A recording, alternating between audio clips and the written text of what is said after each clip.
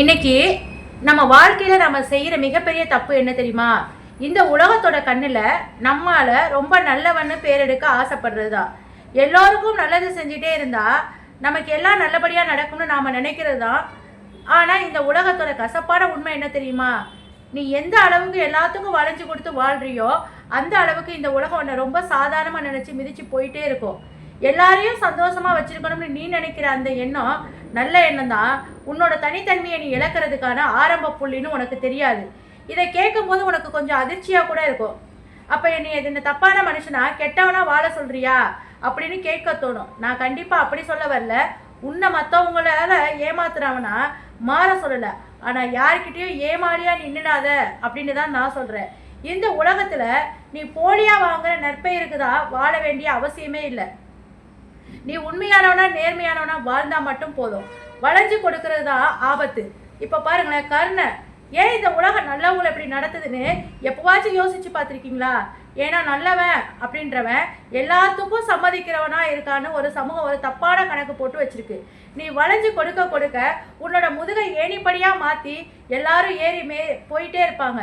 நீ என்னதான் ரத்தம் சிந்தி அவங்களுக்காக உதவி செஞ்சாலும் ஒரு சின்ன விஷயத்துல நீ மறுப்பு தெரிவிக்கிற அன்னைக்கு உன்னை விட கெட்டவன் இந்த உலகத்துல யாருமே இல்லைன்னு தூக்கி எறிஞ்சிருவாங்க.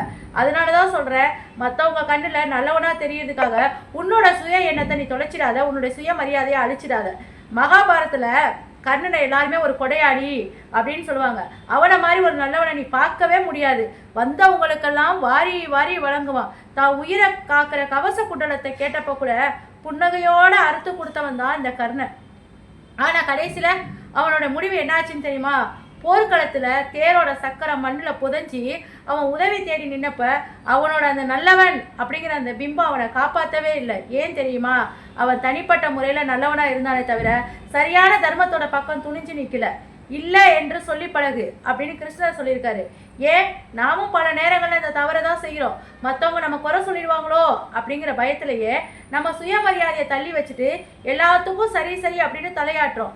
யாரையும் காயப்படுத்தக்கூடாது அப்படின்னு நீ நினைக்கிற ஒவ்வொரு நொடியும் உன்னோட சொந்த உரிமைகளை நீ விட்டு விட்டு கொடுக்குற. மனிதனோட இயல்பு என்ன தெரியுமா? நீ என்னைக்கு ஒரு நாள் இல்லை என்னால் முடியாது நான் தரமாட்டேன் அப்படின்னு சொல்றியோ அந்த நொடியிலிருந்து உன்னை பற்றின விமர்சனங்களை தொடங்கிடுவாங்க. அது வரைக்கும் நீ செஞ்ச 100 நன்மைகளும் செத்து போயிடும். அவங்க டக்குன்னு மறந்து போயிடுவாங்க. கர்ணன் செஞ்ச தப்பு என்னன்னா, அவன் துரியோதனன் கிட்ட நட்பு வச்சிருந்தான். கர்ணன் நல்லவன் தான், ஆனால் துரியோதனன் கெட்டவன். கூடா நட்பு கேடா முடியும்னு சொல்லுவாங்க. நல்லவங்கிற பிம்பத்தை காப்பாற்ற நினைச்சான். ஆனா அந்த நட்பு தர்மத்துக்கு எதிராக இருந்தப்போ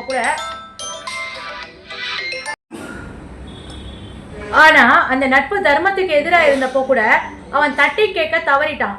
ரொம்ப நல்லவனா இருக்கிறது சில நேரங்கள்ல அதீத கோழைத்தனத்துக்கு ஈக்குவல் ஆயிடுது. கிருஷ்ணர் பகவத்கீதையில எதற்குமே எங்குமே வளைஞ்சு கொடுத்து அடிமையா வாழ சொல்லவே இல்லை. அர்ஜுனன் போர்க்களத்தில் நின்றுட்டு இங்கே எல்லாரும் என் சொந்தக்காரங்க, இவங்களை எதிர்த்து நான் எப்படி போரிட முடியும், நான் கெட்டவனா மாறணும் அப்படின்னு அவன் அமைதியாகவே பேசாமல் இருந்துடுறான். அப்படியான ஆயுதத்தை கீழே போடப்போதான் கிருஷ்ணர் விஸ்வரூபமே எடுக்கிறாரு.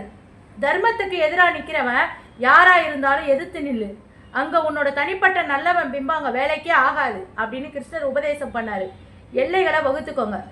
நீ ஒரு பாம்பு கிட்ட கூட அன்பு காட்டலாம், ஆனால் உன்னோட மடியில் தூக்கி வச்சுக்க கூடாது. அதே போலதான் மனுஷங்களும் அவங்களோட தவறான போக்குக்கு நீ துணையா நிற்க கூடாது. அவங்க தப்பான பாதையில போறாங்கன்னு சொன்னா நீ தட்டி கேட்கணும். எந்த எல்லைக்கும் போய் தட்டி கேட்கணும். உன்னை கண்டு சுரன்றதுக்கு நீயே வழிவகுத்து கொடுக்கறதோ உன்னதமான குணம் கிடையாது. அது உன்னோட அறியாமை. உன்னோட எல்லையற்ற அந்த சகிப்புத்தன்மை தான் மற்றவங்களோட எல்லை மீறலுக்கு துணிச்சலை தருது. நீ அமைதியா பிரச்சனை வரும்னு சொல்லி பயந்து ஒதுங்கிட்டு இருந்தீனா தப்பு பண்றவன் மேல மேல தப்பு பண்ணிக்கிட்டே தான் போவான். அவனை கண்ட்ரோலே பண்ண முடியாது. நான் இப்படி தான் பண்ணுவேன், என்னை யாரும் கேள்வி கேட்கக்கூடாது அப்படின்னா நீ எனக்கு தேவையே இல்லைன்னு தூக்கி போடு. பாம்போட குணம் கடிக்கிறதுனா அதை தள்ளி நின்று ரசிக்கிறது தான் புத்திசாலித்தனம். அதை தொட்டு பார்த்துட்டு அது கடிச்சிருச்சுன்னு அழுகிறதுல என்ன நியாயம் இருக்குது? நல்ல பேரு அப்படின்னு போலீஸ் சான்றிதழுக்காக நீ வளைஞ்சு கொடுக்கும்போது உன்னை ஒரு பொம்மையை போல அவங்க ஆட்ட தொடங்கிடுவாங்க. உன்னோட வசதியும் அதிகாரமும் இருக்கிற வரைக்கும் நீ நல்லவன். உன்கிட்ட இது எதுவுமே இல்லாதப்போ நீ எவ்வளவுதான் தங்கமான குணம் கொண்டவனா இருந்தாலும் இந்த உலகம் உன்னை தனியாக தான் நிற்க வைக்கும். நல்லவனா வாழ்ந்து பலவீனமாக நிற்கிறத விட உண்மையானவனா வாழ்ந்து கம்பீரமாக நிமிர்ந்து எவ்வளவோ மேலானது. உன்னுடைய சுயமரியாதையும் மன அமைதியும் ரொம்ப ரொம்ப முக்கியம். உனக்கு சுயமரியாதை இல்லாத இடத்துல நீ செய்கிற எந்த ஒரு தர்மமும் உனக்கு நல்லதை தராது. உனக்கு சுயமரியாதை தராத இடத்துல நீ அவங்களுக்காக உருகி உருகி என்னதான் வேலை செஞ்சாலும் உனக்கு அது நல்லது நடக்காது.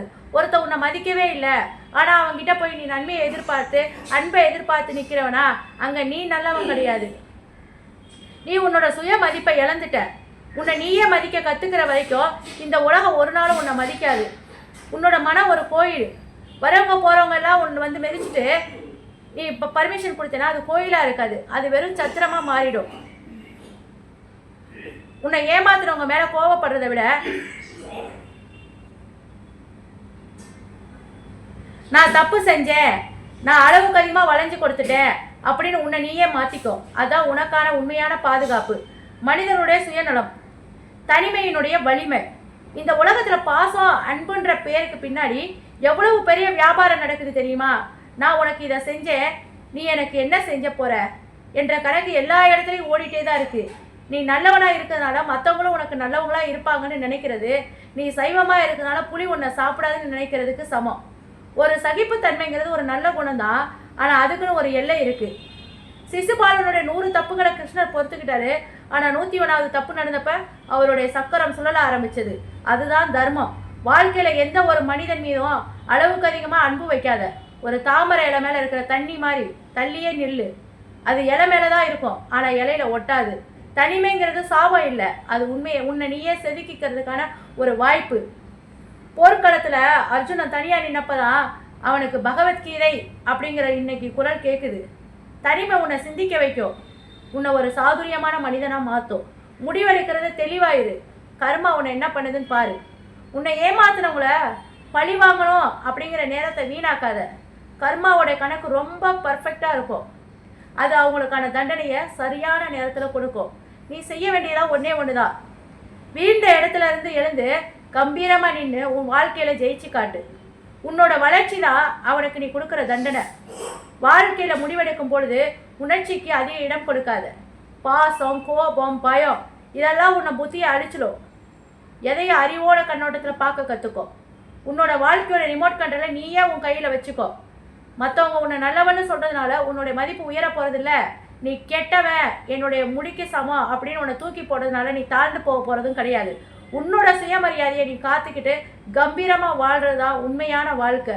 உங்களுக்கு இந்த வீடியோ பிடிச்சிருந்ததுன்னா மறக்காமல் சப்ஸ்கிரைப் பண்ணிவிட்டு நம்ம சேனலை ஷேர் பண்ணிடுங்க.